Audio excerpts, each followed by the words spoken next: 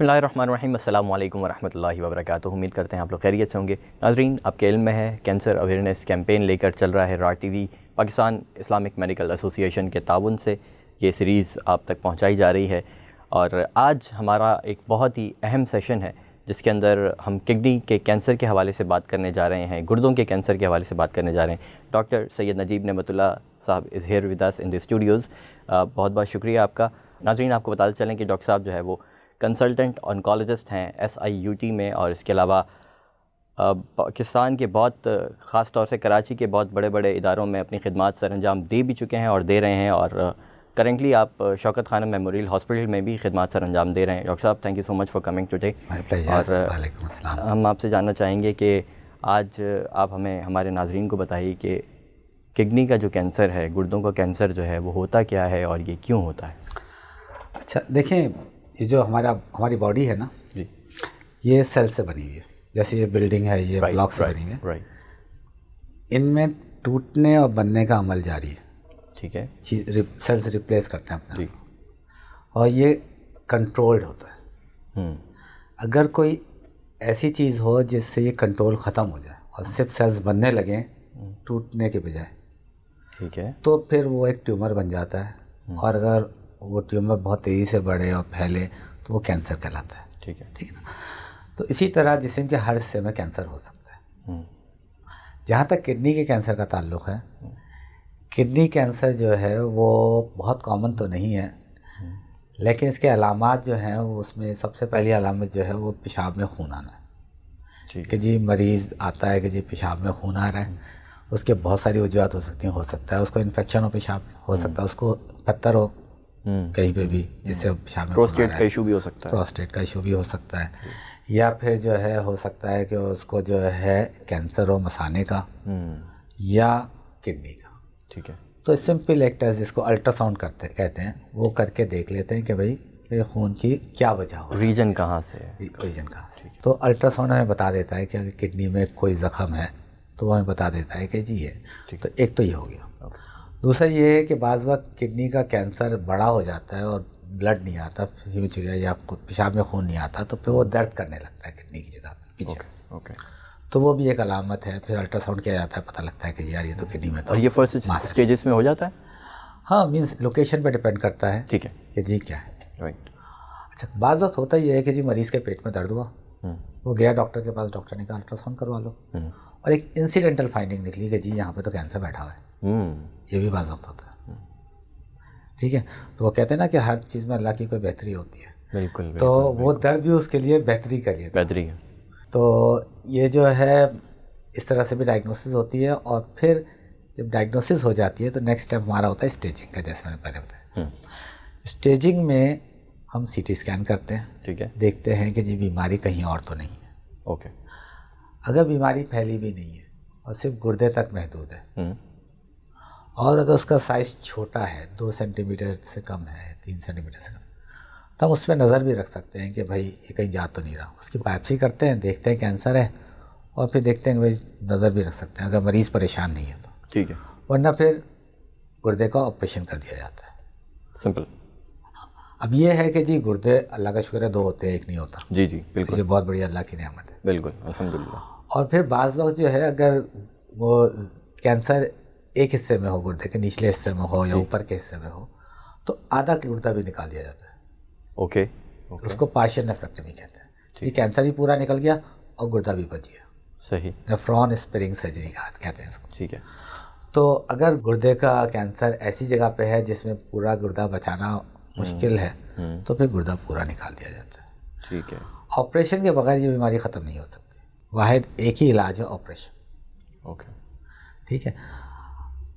اس کے علاوہ جن کا آپریشن نہیں ہو سکتا، بہت چھوٹا ٹیومر ہے، اس کو اور بھی طریقے ہیں، لیکن وہ بہت کم ایسا ہوتا ہے۔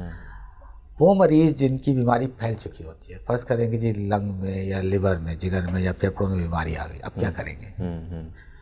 یا برین میں بیماری آ گئی، برین میں بھی جاتے ہیں، سب کینسرز برین میں بھی جاتے ہیں۔ تو اس کے لیے یہ ہے کہ جی یہ کچھ کینسرز میں سے ایک کینسر ہے جس میں آپ جہاں بیماری ہو وہاں سے نکال دیں۔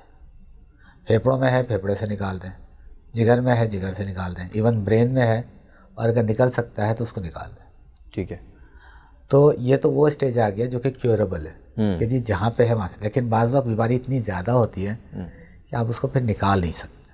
ٹھیک ہے. ایسی صورت میں پھر دوائیوں کا سہارا لینا پڑتا ہے. دوائیوں میں اگین کیمو تھراپی اس میں کام نہیں کرتی.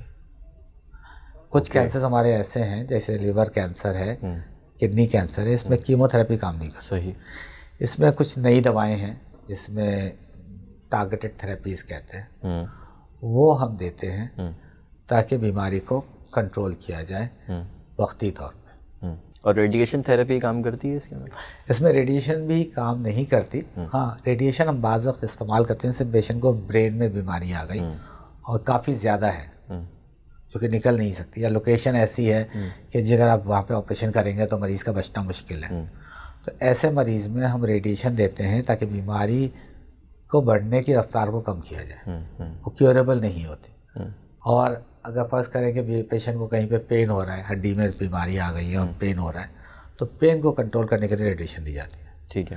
لیکن یہ کچھ کینسر ہمارے بہت اچھا ریڈیشن کو ریسپونڈ کرتے ہیں، یہ ان کینسرز میں نہیں ہے. لیکن ظاہری بات ہے ہمارے پاس کوئی اور آپشنس نہیں ہوتے تو پھر ہم ریڈیشن یوز کرتے ہیں. ٹھیک ہے. اچھا ڈاکٹر صاحب، یہ جو درد والا جو سلسلہ ہے، جو کڈنی میں درد ہوتا ہے یا کمر کے پچھلے حصے میں یا گردے کے اندرونی حصے کی طرف درد فیل ہو رہا ہو، یا پھر جو ہے وہ آپ نے جس طرح پہلے بتایا کہ پیشاب میں خون آ جاتا ہے، تو یہ کون سے والے اسٹیجز کے اندر ہوتا ہے موسٹ پروبیبلی؟ یہ بیسیکلی کینسر کے لوکیشن پہ ڈپینڈ کرتا ہے، کیونکہ گردے سے بھی نالیاں نکلتی ہیں جو مل کے پیشاب کی نالی بناتی ہیں. ٹھیک ہے. اگر کینسر ان پیشاب کی نالیوں کے قریب ہے تو وہاں سے اگر نکل کے بلڈ جلدی آئے گا. اگر کینسر جو ہے وہ گردے کے بیرونی حصے میں ہے جی تو پھر اس میں ٹائم لگتا ہے کہ جی وہ علامات ہو سکتا ہے وہ پین پہلے کرے، بلیڈنگ بعد میں کرے. تو یہ الارمنگ جو ہے وہ تبھی ہو جائے گا کہ جب آپ کو ہلکا ہلکا درد ہو رہا ہے تو آپ اچھے ڈاکٹر کی طرف جائیں. اگر درد ہو رہا ہے یا پیشاب میں خون ہے، یہ دو مین علامات ہیں. ٹھیک ہے. اچھا ڈاکٹر صاحب، یہ جو کینسر ہوتا ہے گردے کا خاص طور سے، اس کی کیا کوئی یہ قید ہے کہ یہ بڑی عمر کے لوگوں کو ہی ہوگا یا یہ ینگسٹرز کو بھی ہو سکتا ہے؟ بچوں میں اس کے چانسز بہت کم ہوتے ہیں. ہاں ایک ٹیومر ہوتا ہے بچوں میں کڈنی کا جو کہ ومس ٹیومر کہلاتا ہے، وہ بچوں میں خاص ہوتا ہے. ٹھیک ہے. ٹھیک ہے. اور جو میں بات کر رہا ہوں وہ رینل سیل کارسینوما کی ہے، وہ عموماً بڑی عمر میں ہوتا ہے، یعنی کہ 25 30 40 کوئی قید نہیں ہے. ٹھیک ہے. بعض مرتبہ یہ موروثی بھی ہوتا ہے. ٹھیک ہے نا، کچھ جینیٹک ایشوز ہیں جس کی وجہ سے یہ کینسر ہو سکتا ہے. تو اگر بہت ینگ ایج میں کڈنی کا کینسر ہو تو پھر ہم چیک کرتے ہیں کہ جی کوئی جینیٹک ایبنارمیلٹی تو نہیں ہے، اور اگر کسی کو جینیٹک ایبنارمیلٹی ہو تو پھر اس کی فیملی میں وہ چیز چیک کی جاتی ہے تاکہ پہلے سے ہمیں پتہ ہو کہ جی کیا کرنا ہے اور کینسر کو لیٹ اسٹیج میں ڈائگنوز ہونے سے بچایا جائے. ٹھیک ہے. اچھا ڈاکٹر صاحب، یہ تو تمام تر آپ نے معلومات ہمارے ساتھ شیئر کر لی کہ کیوں ہوتا ہے اور سمٹمز کیا کیا ہیں، پھر علاج کون کون سا ہوتا ہے. تو پاکستان کے اندر اور خاص طور سے شہر کراچی کی بات کی جائے تو یہاں پر جو فیسلٹیز اویلیبل ہیں ایک عام آدمی، غریب آدمی کے لیے، آج کل تو مہنگائی اتنی ہے کہ اب سبھی غریب ہوتے جا رہے ہیں، تو وہ فیسلٹیز جو ہے وہ کون کون سی ہیں، کون سے بڑے ادارے ہیں جہاں پر جو ہے وہ مریض کو فوراً رخ کرنا چاہیے؟ دیکھیں کراچی اس حساب سے بہت خوش قسمت شہر ہے، یہاں پہ SIUT جیسا ادارہ ہے. الحمدللہ. SIUT میں مریضوں کو 1 روپیہ بھی چارج نہیں کیا جاتا. جی. اور علاج جو ہے وہ اس طرح سے ہوتا ہے جیسے مریض جو ہے جو باہر کے ملکوں میں، بالکل ایسے مینس اب تو ان کے پاس روبوٹک سرجری بھی ہے. بالکل ہے، بالکل ہے. تو یعنی میرے خیال میں پاکستان میں شاید ہی کسی پرائیویٹ ہاسپٹل میں ایک آدمی ہوگی اور ہوگی تو، جبکہ وہاں پہ فری مریضوں کو علاج ہوتا ہے. آپ نے دیکھا ہوگا کہ جی بینر لگے ہوئے کہ 1200، میرا اپنا ایکسپیرینس رہا ہے، 1200 سرجریز ہو چکی ہیں روبوٹک. تو آئی تھنک اس طرح کے ادارے اور بھی ہونے چاہیے کیونکہ مریض بہت ہیں اور ادارے کم ہیں. بالکل ایسے ہی. بہت بہت شکریہ ڈاکٹر صاحب، اتنی قیمتی اور انتہائی مفید معلومات آپ نے ہمارے ساتھ شیئر کی، اور بہت شکریہ ادا کرتے ہیں ہمارے ساتھ آج کے پروگرام میں شارٹ نوٹس پہ آپ جو ہے وہ آپ موجود رہے ہمارے ساتھ. ناظرین بہت بہت شکریہ آج کے پروگرام کو دیکھنے کے لیے. اپنا خیال رکھیے گا. نیکسٹ ایپیسوڈ میں ہوتی ہے آپ سے ملاقات. اللہ حافظ.